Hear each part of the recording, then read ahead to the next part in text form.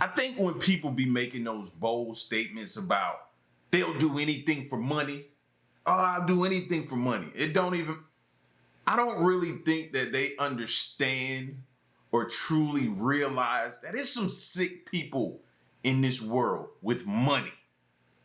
Really, really sick people.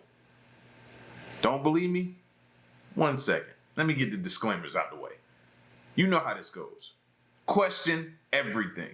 You should. And remember, this is for entertainment purposes only. Let's get to it. I moved to Dubai to become a porta potty. And if you don't know what that is, it's women who come to Dubai and get pooped on for $50,000. Dubai is most known for being extremely expensive. Some of the most wealthy people in the world visit or live in Dubai.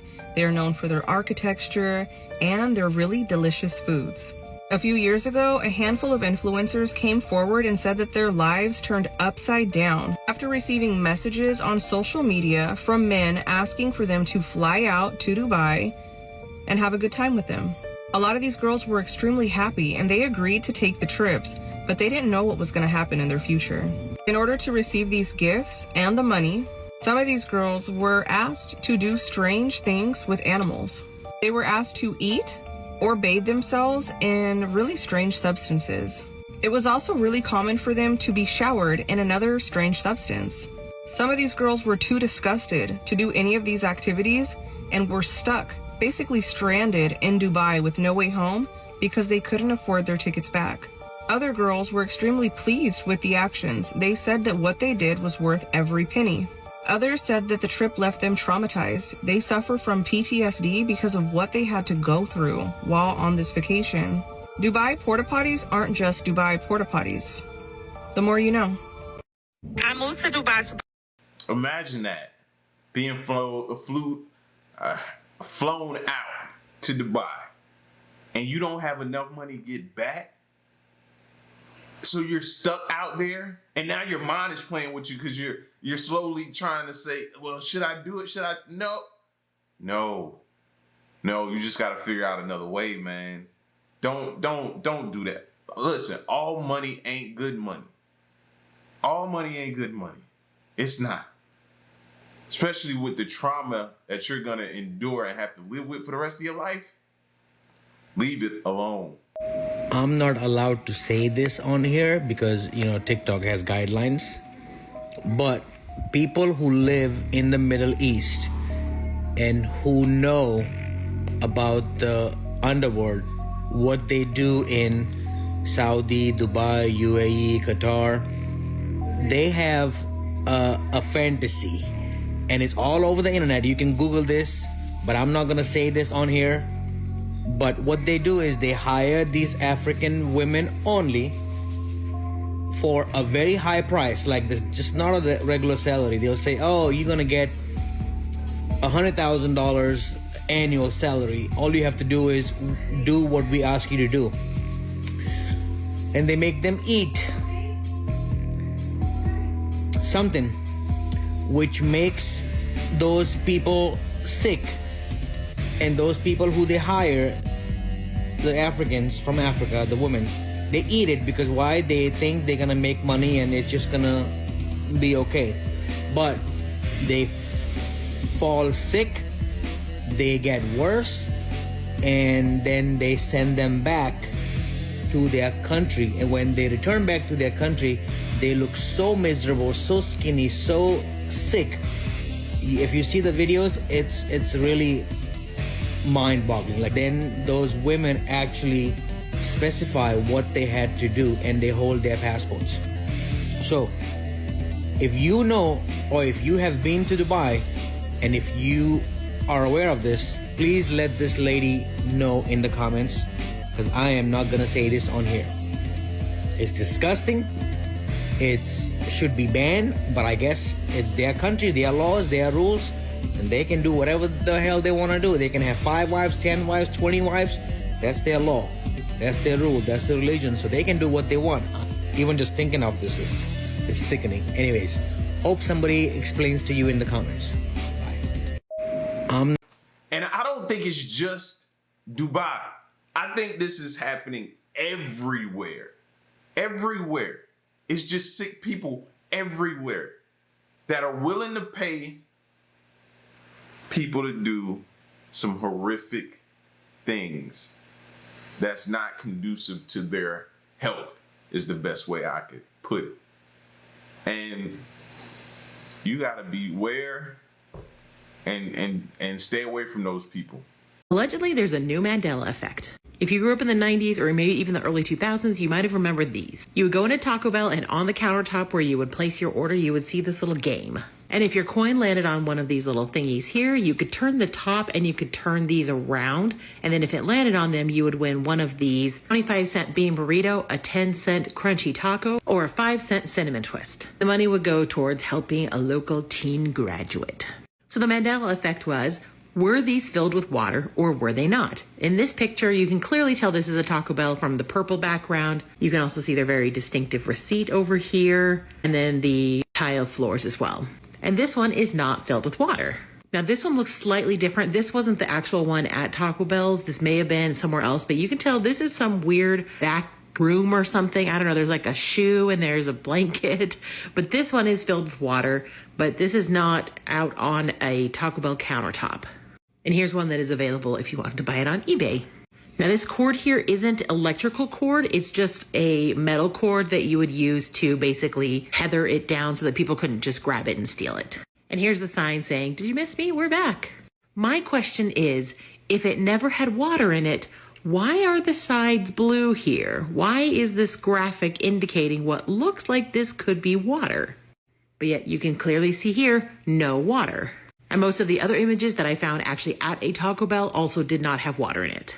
I specifically remember them having water because there's a part of me that remembers that like you would drop the coin and it would kind of like float like this down. So that's why I remember the water in there. So not unless maybe like they weren't supposed to have water in them, but people just filled them up with water anyway, depending on the location. And so maybe that's why people have different rememberings of this. So do you remember this? And do you remember it having water or no water? Thanks. Allegedly, there's a new Mandela. Now, y'all on your own on this one. Y'all gonna have to put me on game on this one because I don't remember this. Number one, I don't eat Taco Bell, so I've never been inside, I don't think, of a Taco Bell. So I wouldn't know. So y'all gonna have to put me up on game on this one. I'm totally lost. Why were all the governments in the world investigating a hidden inner Earth right after World War II, and then we've never heard about it since? Look what this top Navy general was saying on TV right before he was killed. But strangely enough, there's left in the world today an area as big as the United States that's never been seen by a human being. And that's beyond the pole on the other side of the South Pole. And what's crazy is that if you look at ancient cultures, all of them have myths of beings coming up from the inner Earth, pictured right here, to go and help people on the surface in times of great need. Hopi have myths of the ant people coming up from inner Earth to help them and bringing technology and food in times of great disaster. Tibetans have tales of Shambhala, which is said to be an inner Earth kingdom filled with people of a higher consciousness. And it got so intense, the governments of Russia and the United States sponsored an expedition to compete with the Nazis of who was going to be able to find this underground city first. Nowadays, all that we know about these underground cities is that the military has been building underground bases, which likely connect to this place for a very long time. Personally, my only experience with it is that when I went to Mount Shasta looking for this lost city myself, I had a crazy dream where I met with aliens and I explored an all-wood city while I planned to host a music event there, which if it happened was likely in the dream realm and I don't remember it. So what do you think? Do you think that there's a mystical underground city of highly advanced beings in the center of the earth? Let me know in the comments what you think. And follow for more things that they probably don't want you to know. Aloha. It don't matter what I think, but I sure do know they keep putting it in movies and alluding to it in different places. So there could quite possibly be something, and they're trying to divert our attention to it. Seen it in a few movies. Peace, family. Do y'all see the face in the doorway? Y'all see the face in the doorway.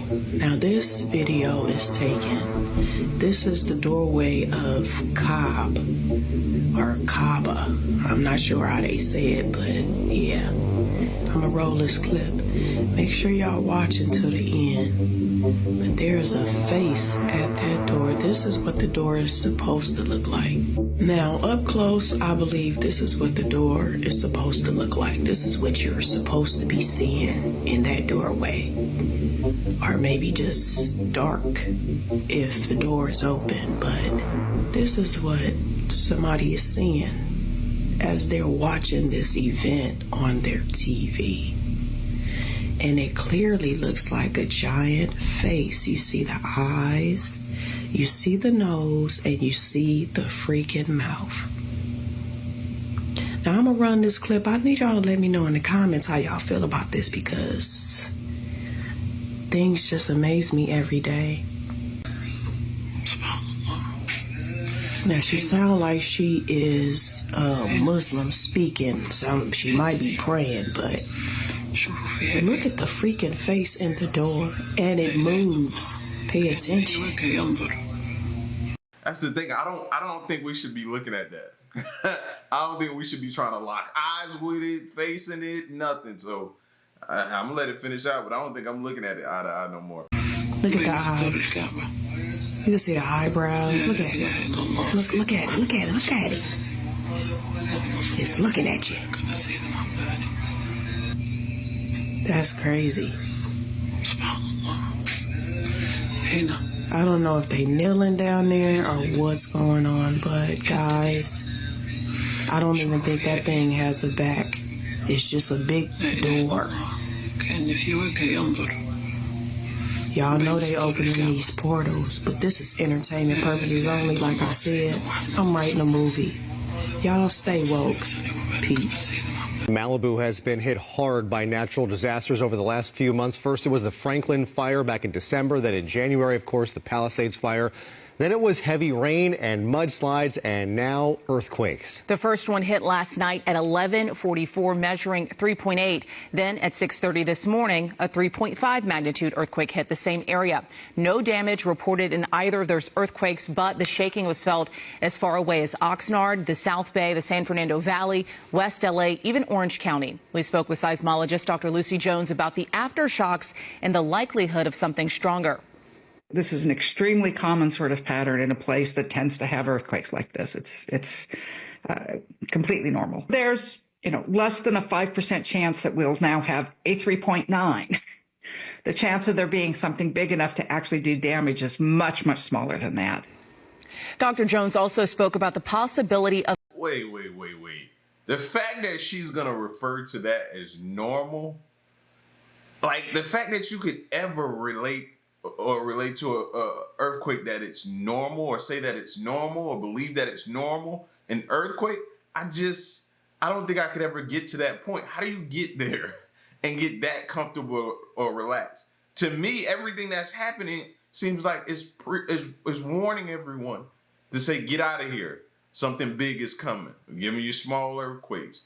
We gave you these fires. We gave you these mudslides. This is all trying to tell y'all to get out of here. Something big is coming. Of landslides. She says big earthquakes definitely can trigger landslides, but they would need to be much more powerful. Jones said the smallest magnitude we've seen landslides with was in 1987, the Whittier Narrows earthquake. Jones said that was a magnitude 6, which is about 1,000 times bigger than a magnitude 4. Today's earthquake, a good reminder. Now is the time to prepare. We have resources to help you get quake ready at abc7.com/earthquake. Malibu has been... Man, my heart breaks for the people in California in that area, man. Like, I know it feels to them like they just can't catch a break right now. If synchronized deep sea diving ever becomes an Olympic event, this woman and this dolphin look like serious medal contenders. Wow. The video was shot in the Red Sea off the coast of Egypt. The diver found herself in the middle of a huge school of dolphins. That alone must have been pretty awesome. But then one of the dolphins approached her, and together they twirled and swirled to the surface in sync. That is amazing. So cool.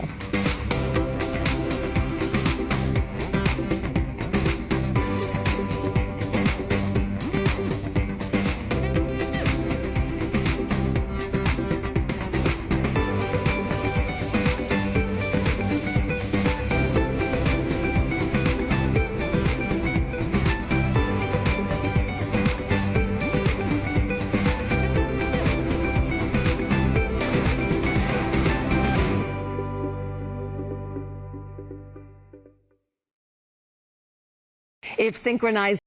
She might be part dolphin. The way she holding her breath like that. Like, like I'm just sitting down there trying to figure out, like, can I hold my breath that long? I don't think so. She might be part dolphin. Yep, possibly. What are the spiritual effects of burial? But before we learn that, let's learn about the subtle body. What are the elements of the subtle body?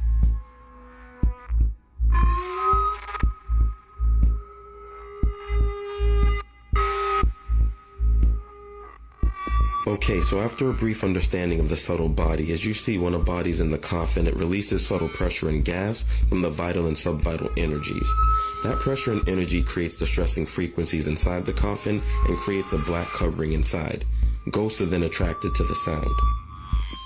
So finally, the energy and black frequency create a dome on the coffin. Frequencies from lower regions in the earth pick up on the sound made by the corpse. The subtle body in the ether gets pulled towards the coffin and eventually trapped inside the coffin. CVR data from the Blackhawk indicated that the portion of the transmission that stated "pass behind the" may not have been received by the Blackhawk crew. Transmission was stepped on by a 0.8-second mic key from the Blackhawk. The Blackhawk was keying the mic to communicate with ATC. CVR data from the Blackhawk That's sad. Everybody was saying there was possibly a communications error. To now hear that's what it was. And just to know it could have been prevented, man. Like, they could have still been here. That's sad. Think about it. Diabetes is the perfect disease. I believe it was invented by both the farm and the food industry. Diabetes is caused by eating too much crap food too often and for too long. Then once you have diabetes, instead of saying, hey, stop the crap food and how often you're eating, give you those M&Ms or those shiny, sharp objects, which allows you to keep eating the crap food and we just manage it. We just need more M&Ms or shiny, sharp objects, allows you to keep eating more crap foods and then we die. Kind of like the perfect conspiracy theory of food and farm. Like, how did we even allow this to become possible? And I actually believe it's way more complicated than that, and it is a tough situation. And I do believe the majority of the people in those companies, they want to do better. They don't want people to die. They don't want people to get sick. However, they have to make sure the companies are making money. It's about happy shareholders. Think about it. Diabetes is... Yo, it's several people I grew up, and I could recall them saying, you know, after eating something crazy or before eating something crazy, did you take your pressure medicine or your dairy pill or your this, your that? Did you take this? I got to take this before I eat this or after I eat this. Like, he is exactly right. Instead of us saying, okay, you have this now, let's eat right, back up, don't eat so often of it, give your body a chance to recover and heal. Nope. We keep it right at the same level we was that caused us to get it. Oh, child. I just finished watching Acts 1 and 2 of When the Levees Broke. If you don't know what When the Levees Broke is, this is a 4-act / 2-part documentary recently after Katrina happened, discussing what went wrong with Katrina and everything. When I tell you this documentary had my jaw to the floor, when I tell you I was crying in some parts, when I tell you it was an unflinching view of the American government's failure, racism, classism, everything, child. Everything. And I'm going to break it down for you right now. Now, as you can see, this is a Spike Lee film, and this film was made very recently after Katrina happened. So everyone in this documentary is literally fresh off of Katrina happening and explaining their experiences during Katrina. And it goes into the federal government shortcomings, their state government shortcomings, and honey. Okay, I'm sold. So I see HBO at the bottom. Is that the only place you can watch this? Is it on Netflix or something like that? free maybe on Prime with your Prime subscription or something. I just don't have all these extras to be paying for, the HBOs, the Stars, and all this other stuff. Like, is it on one of the common joints that I can go check out? The end 10 minutes had me bawling. The images, I can't. So it's 2 parts. So there's 2 different ones that you have to click on HBO Max. But the first part is both Act 1 and Act 2. And then the second part is Act 3 and Act 4. So just so you know. So the first part, in the first act, where they start off is a few days before Katrina hits. Essentially, many people were warned in the government, the state government, local government, federal government, that a Category 5 storm was coming and it was going to be a huge disaster, potentially. We'll get into how the government dealt with that later, but we're right now talking about more eyewitness stuff in this section. A lot of people were discussing their experiences, why they decided to leave, and why they decided to stay. They pretty much broke up into 2 camps. The people that were like, I don't fool around with this kind of mess. I'm getting my family. We are leaving. I am not even going to attempt to try and stay here. And then there is a camp of people who had survived the 1965 Hurricane Betsy. So people were kind of like, those people were like, you know what, we stayed for Betsy. I'm not tripping. We can stay again. I don't want to leave my home. I don't want to leave my stuff, blah, blah, blah. Now, before you judge people, understand this. People don't tell you how expensive it is to evacuate a place, especially when it's an evacuation not in your control. That's why I always preface it and say, if you can afford to, go on that little mini vacation, if you can. I understand it when people who can't afford to stay bored up and try to wait it out, go through the storm. I understand that. But if you have a way to go and you can, do so. Do so. So that comes to mind when people are deciding whether to leave or stay. Stay tuned for part 2. Yeah, I'm convinced. I want to check this out for sure. So as soon as I end this video, I'm going to look for it and see if I can watch it without having to start another subscription. I ain't doing that. That start out outside today, where it was actually a warmer day than we've been seeing, and one of the warmest that we're going to have on the entire 7-day forecast moving forward. Wonder what that is right there. That's pretty interesting. Moving really fast. Okay, let's go ahead and take a look at what we've got here. Just interesting stuff flying around the sky. There's the live view from our 50-pen camera looking off to the northwest. Snow in addition to... He knew what that was. I like the way he played it off, though, but he absolutely knew what that was. I really feel like I look at this Trump-Elon relationship. You ever had a homeboy who had a girlfriend nobody liked? All the time. And he has to act like everybody is... No, we're fine. We're happy. Like, it is going to take a consecutive series of brave people to keep this administration from going off the rails from some of the decisions. To Kerry's point in the last break, you have a brave district attorney. Well, you're going to need a bunch of brave judges because he's going to come for their heads, too. And whichever FBI agents get replaced by the Jan 6 FBI agents that are eventually going to get fired, you're going to need brave ones there, too, to keep standing up to this.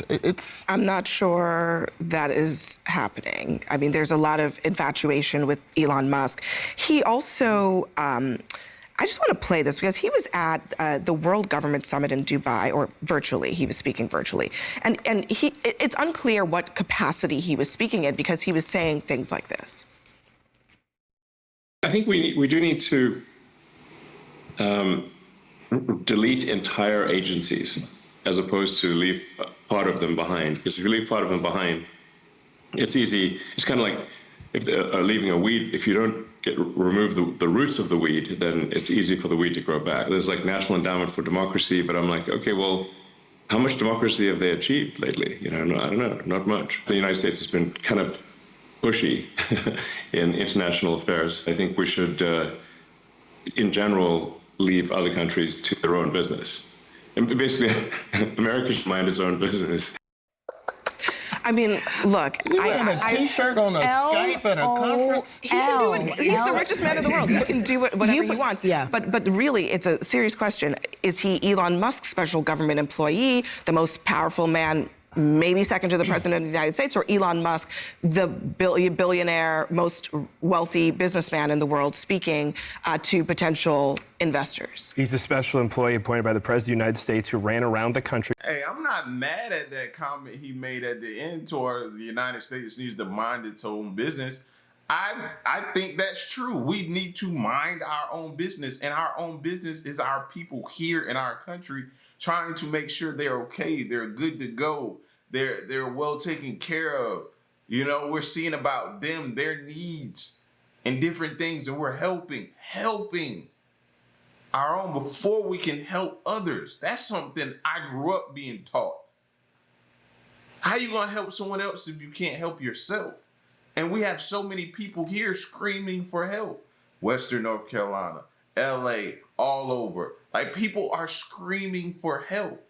So how can we, it's like spreading ourselves thin. So I understand that last comment. With Donald Trump, who said, if I get elected, I'm going to let this man run crazy through the government and toss it. He says there's a lot of agencies. Yes, there's more agencies than there are years that we've been a country, most of which most Americans have no idea what they do. For every new law, there is 18.5 new regulations, according on average by DOJ's numbers, that are added onto the books. That lawsuit that was brought up, to me, was bananas. They said he's an agent of chaos. You know what's chaotic? A debt of $36 trillion in a treasury that has no way of accounting and rectifying their bills. That's chaos. And a history lesson, you said the AGs made a note in there that our founders would be sick at seeing Elon Musk. If they showed up and saw a government that was functioning like it is now and growing at the size it is now and hiring as many faceless bureaucrats who are making these crazy, shipments of cash overseas for crazy, ideas, they would be horrified, and they say burn it all. They would be horrified also because the United States is so much larger and more expansive now than it was then. And here's an idea. If the government is so out of control, why don't you have Congress pass a law or pass a budget shutting down the agencies they don't like? Well, instead, you have Elon Musk on his own deciding what agencies. You can't ask Congress to do anything. They have been dysfunctional for a decade. You cannot ask Congress to do it. They haven't done their job. Republicans, and by the way, Arthur,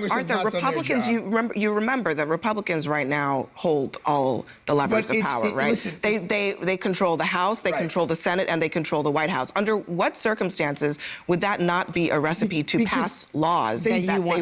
Because they just don't. They don't look at the bureaucracy, this huge thing. Elon Musk is on the spectrum. He's the first one who says it. He's got a special brain. He figures things out that Jeffrey Toobin and I have not figured out. How to get a thing into space. How to be have so rich. I wish I figured that out. That's it. Well, it's because, so they put a guy in charge and they said, look, find why we're paying $100,000 for a bolt in this crazy agency and save us taxpayers who pay 53% of our monies in taxes. Save us some money. Do I think he should be doing it with a scalpel more than a hatchet? I do. But maybe the only way to do it is with a hatchet and then start giving some of the money back. Let's not forget, Bill Clinton came into office. Hey, I'm for that. Give me my money back. Just hearing him say we pay 53% in taxes just makes me mad. It makes me mad. Like, y'all wasn't there working with me when I was earning that money, but you showed up when I got it to take half of it. That's ridiculous. That shouldn't be allowed. So I hate hearing that. That still makes me mad. Office and says wherever the president, the president shall, the president will. He said, I want to cut government by 12%, the employees of the government by 12%. He said he started wanting to roll agencies into each other. He started that process. That's what Elon Musk is doing with USAID. I think that's actually a very good No one's arguing that point. Because Bill Clinton did do that, but he didn't do it the way it's happening right now. Well, he did it through a process. Well, it didn't really Abby, work. I want to. He actually did. It did work. TW, he actually did shrink the government. And I think one of the challenges here is, a lot of this is good show, but how much money is really being saved? And where is it okay? going? Yes. Why are we not asking? No, seriously, how much money? And is where it? is it Because going? And then where is it going? They're not touching anything that actually accounts for the largest spending. But TW, to your point, I agree. Bloated. Everyone's not arguing. It's definitely an issue. No mismanagement of funds. No one's arguing that. No one at this table. No sane person is saying that. What I am saying, and I want to focus on the word you used, was this infatuation. While, yes, he is the richest man in the world and arguably has a brain that's different and special than all of ours, where in the world does that give him the authority and the agency to operate a government? Elon's goal isn't to run the country. His goal is to find... it is to find waste, fraud, and abuse and streamline what government and put is. more money in his pocket. He posts that meme all the time of an engine going from this super complex thing to this more sleek, powerful option. That is what he is doing, and he is unleashing programmers into departments to go through antiquated systems. Roy, before you weigh in, I just want to... So it just continues to sound like to me that everyone is like, we need this done. They can agree on that. But why is he doing it? Who gives him the authority? Like, that's the common thing I hear on CNN. I hear it on Fox. You know what I mean? Well, Fox more so supports Elon, but you hear it on the other stations that the issue is because it's Elon. Like, does it matter who it is? As long as we get to the end goal and nothing happens? That's my question. Seriously, how do y'all feel like it's just because it's Elon? Or are we headed in the right direction? That should be the more important question. Are we getting there? Don't get me wrong. It sucks to see people lose their jobs.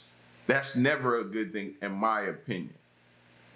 And the overall thing, I want to know, are we still headed in the right direction? I want to show everybody this picture of Elon and the Prime Minister of India, Modi. You were just saying he doesn't want to run the country, but sure looks like he does. Might be the guy running the country, Roy. Yeah, I just don't think that we can assume that everything Elon is doing is just out the goodness of his heart. I'm just here to renovate your government a little bit. This is maybe he wants to be the first trillionaire. You said he wants to line his pockets. His pockets are pretty full. $400 billion. When have you ever met a rich person who says, I don't want any more money? I don't need Jeffrey too. We gotta go. But you know, besides me, guys, we gotta go. But look, I mean, the one thing that money can't buy you really is power. He's getting pretty close, though.